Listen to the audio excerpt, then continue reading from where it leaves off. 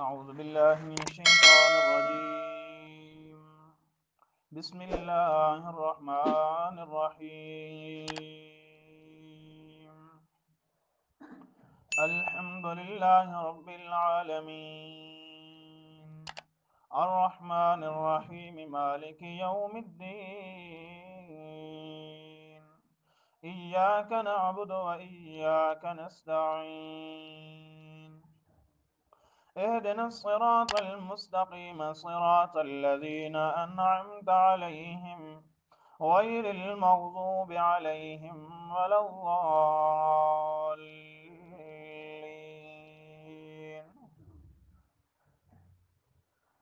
صدق اللہ مولانا العظیم. الحمد للہ رب العالمین. تمام صفات الوہیت اللہ ہی کے ساتھ خاص ہیں. رب العالمین جو تمام جہانوں کو پالنے والا ہے. الرحمن الرحیم بےحد مہربان نہایت رحم کرنے والا ہے. مالک یوم الدین مالک ہے قیامت کے دن کا. ایاک نعبد و ایاک نستعین اے اللہ ہم تیری ہی عبادت کرتے ہیں یعنی تجھ ہی سے مدد چاہتے ہیں. اہدنا الصراط المستقیم اے اللہ ہمیں سیدھے راستے پر چلائے رکھ. صراط الذین انعمت علیہم ان لوگوں کی راہ پر جن پر تیرا انعام ہوا. غیر المغضوب علیہم نہ تیری ان پر ناراضگی. ولا الضالین اور نہ ہی وہ گمراہ ہیں. سامعین، کل کے درس کے اندر آپ کے سامنے ہدایت کی 2 قسمیں اور ہدایت کسبی کے 4 مراتب کو بیان کیا کہ ہدایت کی 2 قسمیں ہیں، ہدایت کسبی اور ہدایت فطری. فطری ہدایت جو انسانوں کے علاوہ جانوروں کے اندر بھی اللہ رب العزت نے رکھی ہے، اور یہ فطرت اور یہ رہنمائی اور یہ تربیت اور یہ تعلیم اللہ کے ماں سوا دنیا کی بڑی سی بڑی یونیورسٹی، بڑے سے بڑا استاذ، بڑے سے بڑا ماہر بھی کسی جانور کی تربیت کے اندر اور اس کی فطرت میں یہ ہدایت نہیں رکھ سکتا اور نہ ہی اس کو سکھا سکتا ہے. آپ نے کئی مرتبہ دیکھا کہ جب مرغی کو اپنے بچوں کی خطرہ محسوس ہوتا ہے تو وہ بچے بھاگ کر اپنی ماں کے پاس آتے ہیں اور ماں ان کو اپنے پروں کے نیچے چھپا دیتی ہے. یہ فطرت، یہ طریقہ، یہ تربیت، یہ اٹکل یہ اللہ نے ان کی فطرت میں رکھی ہے. اللہ کے علاوہ کوئی اور ایسی ہستی نہیں ہے کہ جو ان چوزوں کی، ان بچوں کی، مرغی کی اس کی ایسی حفاظت کرا سکے.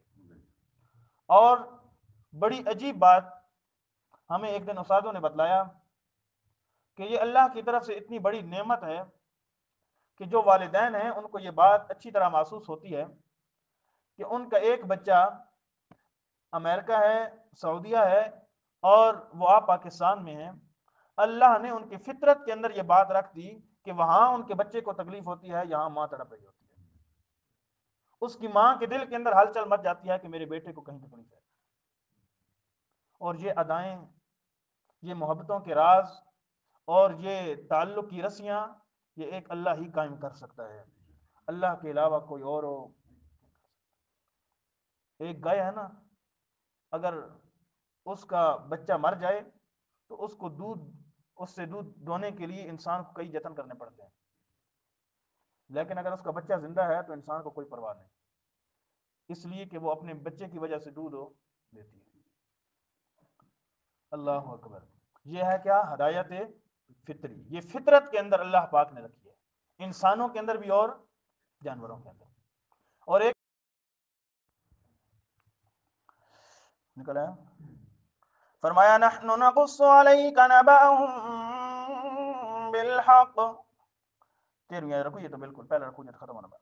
نحن نقص علیک نبأهم بالحق. اللہ کے پیارے پیغمبر کو اللہ رب العزت فرماتے ہیں اے میرا محبوب پیغمبر، نحن نقص علیک نبأهم بالحق، اے میرا محبوب پیغمبر ہم بیان کرتے ہیں تیرے اوپر نبأہم خبر، ہم ان اصحاب کاف کی، ان نوجوانوں کی، ان اللہ کے ولیوں کی، بالحق کے ٹھیک ٹھیک صحیح صحیح خبر بیان کرتے ہیں، اس لیے کہ پیارے پیغمبر کو خبر نہیں تھی، اللہ فرماتے ہیں ہم دیتے ہیں نا خبر۔ اور آج کا مشرک کہتا ہے اللہ کے رسول کو ما کان ما یکون، یعنی جو کچھ ہو رہا ہے اور جو کچھ ہونا ہے اس کی خبر ہے۔ یہ مشرک ہے، یعنی یہ صفت کس کی ہے؟ اللہ کی ذات کی، اور جو اللہ کی ذات کے علاوہ کسی اور کے اندر اللہ کی صفات کو شریک کرے وہ انسان مشرک اور کافر ہے۔ اور اللہ کا قرآن کہتا ہے نحن نقص علیک نبأہم بالحق، او میرا محبوب پیغمبر ہم بیان کرتے ہیں تیرے اوپر خبر ان لوگوں کی، ان ولیوں کی، بالحق صحیح صحیح کیا خبر ہے؟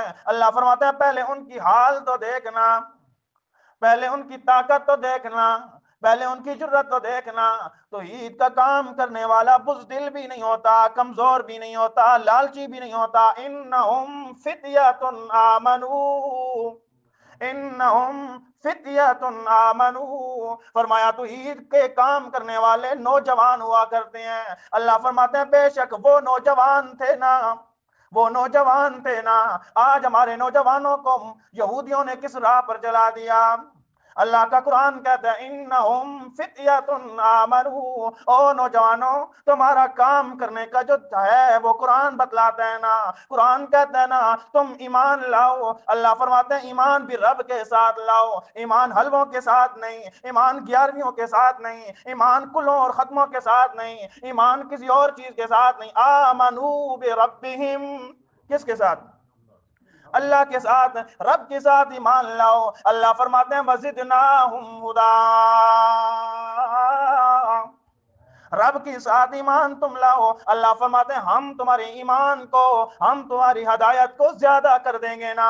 اللہ فرماتے ہیں ان نوجوانوں نے رب کے ساتھ ایمان لایا، وزدناہم ہدا، ہم نے ان کو زیادہ کر دیا ہدا، کس میں؟ ہدایت کے اندر۔ کیسے؟ فرمایا وربطنا علی قلوبہم اذ قاموا فقالوا ربنا رب السماوات والارض، اللہ فرماتے ہیں ہم نے گرہ لگا دی ان کے دلوں پر، اذ قاموا فقالوا، جب وہ کھڑے ہو گئے بادشاہ کے سامنے، جب وہ بادشاہ کے سامنے کھڑے ہو گئے، بادشاہ مشرک تھا، میلے کے اندر نوجوان بھی آئے، بادشاہ بھی آ گیا، بادشاہ کو پتہ چلا چند نوجوان ایسے ہیں جو میرے علاوہ کی میرے عبادت نہیں کرتے، اور میں جن معبودوں کی عبادت کرتا ہوں یعنی سورج ستاروں کی عبادت کرتا ہوں، یہ نوجوان ان کی عبادت نہیں کرتے۔ بادشاہ نے نوجوانوں کو بلایا اور کہا او نوجوانوں تم کس کی عبادت کرنے لگ گئے ہو؟ تم نے اپنے آبا و اجداد کی کیوں عبادت اور ان کا مذہب اور ان کی دین اور ملت کیوں چھوڑ دیا ہے؟ وہ نوجوان اس کے سامنے کھڑے ہو گئے۔ پتہ چلتا ہے کہ کوئی انسان شرک کی بات کرے تو انسان کو بغیرت بن کر بیٹھے رہنا نہیں چاہیے، بلکہ کھڑے ہو جانا چاہیے اور اپنی جرت کا اظہار کرنا چاہیے، اپنی غیرت کا اظہار کرنا چاہیے۔ آج ہمارے سامنے نعرے لگتے ہیں یا علی مدد، یا رسول اللہ مدد، یا غوث اعظم ہیں، اور ہم بھی نیچے سر دے کر کے بیٹھے رہتے ہیں بس چھوڑو جی وہ لگے، نہیں نہیں، بلکہ نعرہ لگاؤ یا اللہ مدد، یہ نعرہ ہونا چاہیے توحیدیوں کے زبان پر۔ جب غیر اللہ کے نعرے لگ رہے ہوں تو تم حق پر ہو اور تمہاری زبانیں کیوں بند ہیں؟ پھر تمہیں اللہ کی توحید کا نعرہ بلند کرنا چاہیے۔ نوجوان کس کے سامنے کھڑے ہو گئے؟ بادشاہ کے سامنے کھڑے ہو گئے۔ بادشاہ بھی، ظالم بھی، قوت اور فوج بھی اس کے پاس، نوجوان تنے تنہا، اسلحہ بھی کو ساتھ پاس نہیں ہے، سامان بھی جنگ کا پاس نہیں ہے، لیکن ایک ہی سامان ہے، ایک ہی طاقت ہے، وہ طاقت ہے ایمان کی، وہ طاقت ہے ایمان کی، وہ دل کے اندر طاقت ہے ایمان کی۔ ایمان کی ایسی طاقت ہوتی ہے کہ ایک ایمان والا کھڑا ہو سامنے 100 کافر کھڑا ہو تو ایمان والا یہی کہتا ہے او کافرو، جس طرح تم دنیا کی عیش و آرام کو پسند کرتے ہو، جس طرح تم دنیا کے آسائشوں کو پسند کرتے ہو، جیسے کہ تم دنیا کی ہر گندی چیز کو پسند کرتے ہو، میں مومن ہوں، مجھے اللہ نے ایمان کی دولت دی ہے، میں موت کو اس طرح پسند کرتا ہوں نا۔ اس لیے خالد بن ولید رضی اللہ تعالیٰ عنہ نے فرمایا تھا، جب کافروں اور یہودیوں کے سامنے گئے نا تو انہوں نے کہا خالد بن ولید اپنی فوج کو نہ مروا، اپنے آپ کا نقصان ہو نہ کروا۔ خالد بن ولید رضی اللہ تعالیٰ عنہ نے فرمایا تھا کہ اے یہودیوں جس طرح تم شراب سے محبت کرتے ہو میں خالد اس طرح موت سے محبت کرتا ہوں۔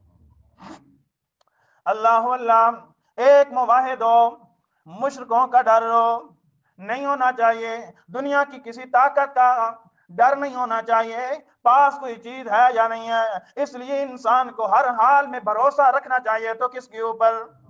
اس لیے اللہ فرماتے ہیں فَلْيَتَوَكَّلِ الْمُؤْمِنُونَ، او مومنو تمہیں چاہیے، تمہارے لیے مناسب یہ ہے، تمہارے لیے ججتا یہ ہے، ڈھکتا یہ ہے کہ تم ہر وقت بھروسہ کرو، تو کس کے اوپر ہو؟ اللہ کے اوپر بھروسہ کرو نا۔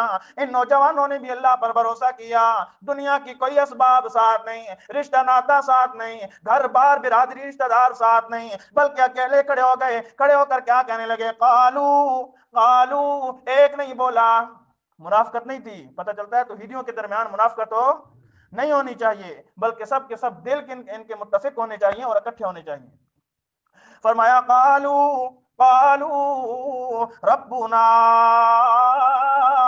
سب کہنے لگے، یک زبان ہو کر کہنے لگے، تم بھی کہو نا جیسے انہوں نے کہا تھا نا، اللہ نے ان کو ایسا ولی بنایا، ان کی بات کو ایسا پسند کیا، اللہ کو وہ بات اتنی پسند آئی، وہ تو صدیوں پہلے یہ بات کہہ کر بادشاہ کے سامنے چلے گئے، مگر اللہ نے اس بات کو محفوظ کر کے اس دنیا کے اندر اس امت میں پہنچا دیا۔